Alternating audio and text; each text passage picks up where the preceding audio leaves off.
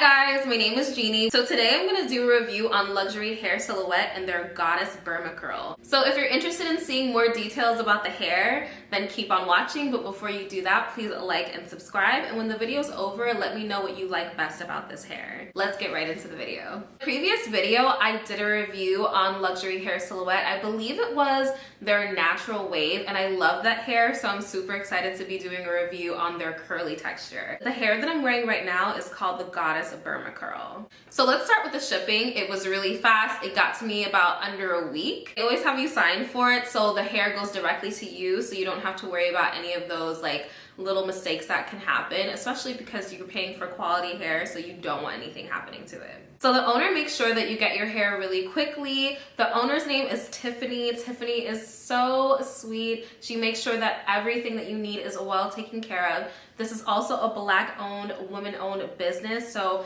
when I'm buying hair, I really love to support other Black women and